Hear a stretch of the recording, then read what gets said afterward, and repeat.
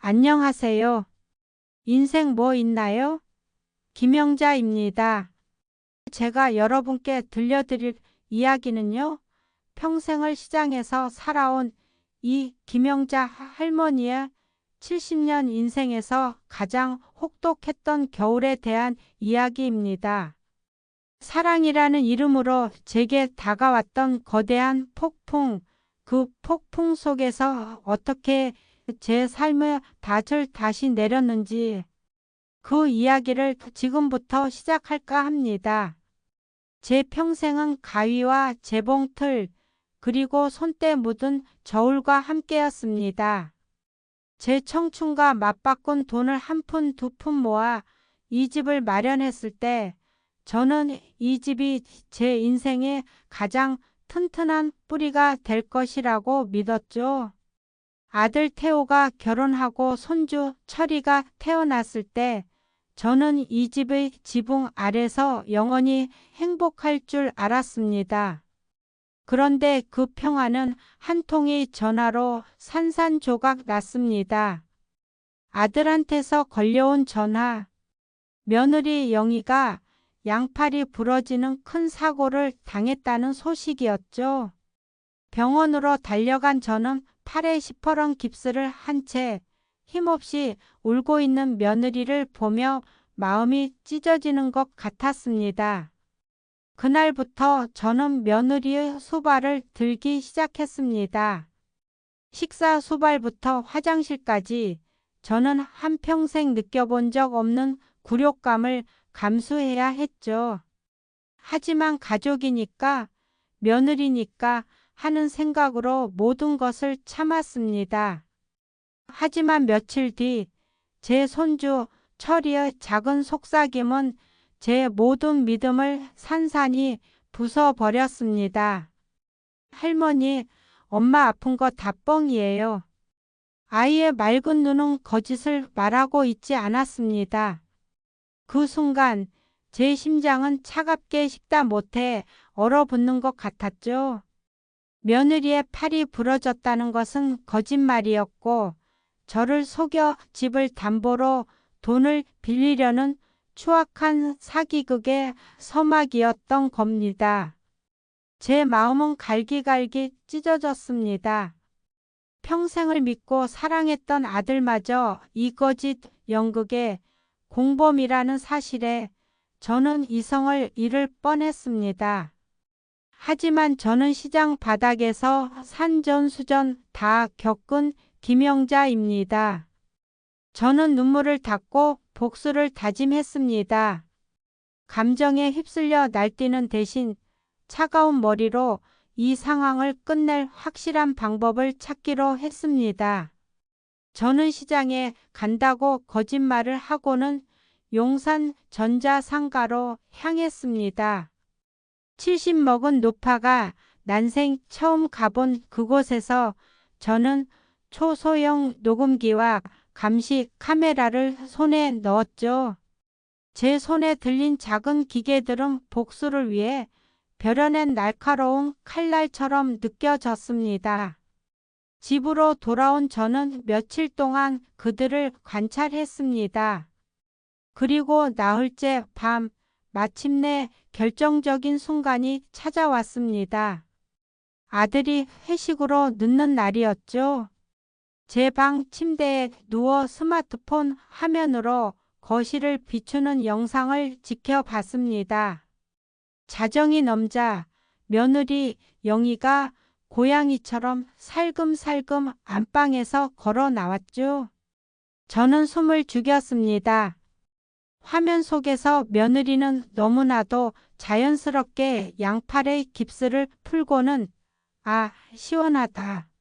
는 소리를 내며 맥주캔을 따는 게 아니겠어요.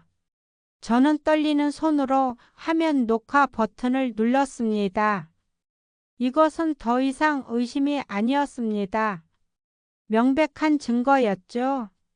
제 며느리는 천재적인 사기꾼이었고 제 아들은 그 사기극의 공범이었던 겁니다. 하지만 저는 분노를 삼키고 평소보다 더 완벽하게 아무것도 모르는 척 연기했습니다. 제가 어리숙한 늙은이인 줄 아는 그들의 오만한 착각을 저는 즐기기로 했습니다. 다음 날 저는 아들 태호에게 마지막 기회를 주기로 마음먹었습니다. 어미로서의 마지막 바보 같은 기대였는지도 모르죠. 며느리가 잠든 틈을 타서 아들을 조용히 서재로 불렀습니다. 아들의 눈을 똑바로 쳐다보며 물었습니다. 태호야, 너 엄마한테 뭐 할 말 없니? 하지만 아들의 얼굴에 떠오른 것은 반성이 아니라 당황과 불안뿐이었습니다. 저는 품속에 숨겨두었던 녹음기를 꺼내 재생 버튼을 눌렀습니다. 녹음기 속에서 아들이 며느리에게 속삭이는 목소리가 흘러나왔습니다. 어차피 엄마 재산은 다 내 것이 될 텐데 뭘. 그 목소리는 저를 산산조각 내기에 충분했습니다. 아들은 용서를 구하는 대신 어머니, 그걸 어떻게 알았어요? 하고 물었습니다. 그 말 한마디는 제게 남아있던 마지막 모종의 파편을 산산조각 내버렸습니다. 저는 자리에서 벌떡 일어났습니다. 제 눈에서는 뜨거운 눈물이 흘러내렸지만 그것은 슬픔의 눈물이 아니었습니다. 제 어리석던 과거와 작별하는 의식의 눈물이었죠. 됐다.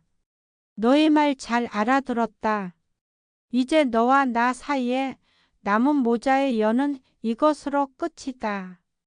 저는 더 이상 어머니가 아니었습니다. 오직 제 자신과 제 것을 지키는 김영자일 뿐이었습니다. 그리고 드디어 결전의 날이 밝았습니다. 저는 아침부터 정성껏 음식을 준비했습니다. 며느리가 좋아하는 갈비찜, 손주가 좋아하는 잡채. 저들이 이 집에서 먹는 마지막 만찬이 될 테니까요. 그들이 평화롭게 식사를 하는 동안 저는 담담하게 그들의 마지막 만찬을 지켜볼 뿐이었습니다. 식사가 끝나자 저는 자리에서 일어나 거실의 대형 텔레비전을 켰습니다.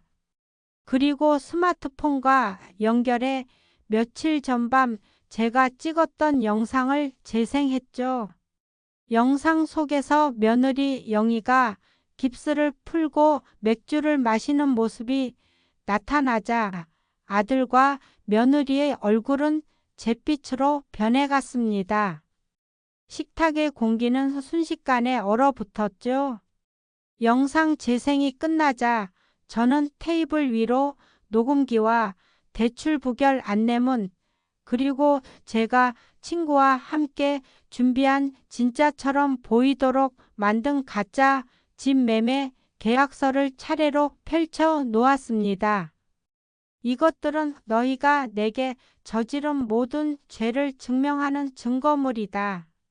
그리고 이것은 이 집의 매매 계약서다. 내가 어제 이 집을 팔았다. 집은 실제로 팔린 것이 아닙니다. 할머니는 거짓된 증거를 사용해 가족을 내쫓고 자신의 집을 지켜내려고 한 것입니다. 아들과 며느리는 경악했습니다. 거짓말, 거짓말이죠, 어머니. 아들이 절규하듯 소리쳤지만 박 사장이 준비한 계약서는 진짜처럼 보였습니다. 그들의 얼굴은 절망으로 일그러졌고 며느리는 바닥에 주저앉아 울부짖기 시작했죠. 저는 그 아수라장을 차가운 눈으로 내려다보며 제 인생에서 가장 단호하고 가장 후련한 마지막 한마디를 내뱉었습니다. 이틀 주마. 내일 모레까지 이 집에서 당장 나가거라. 며칠 뒤 집은 조용해졌습니다. 저들의 모든 흔적을 깨끗이 지운 저는 이제 손주와 함께 새로운 인생을 시작했습니다. 그들의 원망과 미움은 더 이상 제게 아무런 상처도 주지 못했습니다. 제 집은 과거의 상처가 아닌 행복과 평화의 공간으로 다시 태어났습니다. 이제 저는 더 이상 억척스럽게 살지 않습니다.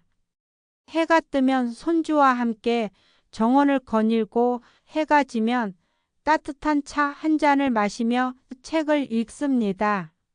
며느리와 아들은 결국 이 집에서 쫓겨나 외롭게 살아가고 있다는 소식을 들었지만 이제 저는 더 이상 그들을 미워하지도 용서하지도 않습니다. 제 인생의 가장 길었던 장마가 끝났으니까요. 제 인생의 폭풍은 저를 무너뜨리지 못했습니다. 오히려 저를 더 단단하게 만들고 저만의 행복을 찾는 법을 가르쳐 주었습니다. 저는 이제야 알게 되었습니다. 진정한 자유와 평화는 물질적인 것에 있는 것이 아니라 내 삶의 주인이 되는 용기에 있다는 것을 말이죠. 인생 뭐 있나요? 사는 대로. 김영자였습니다.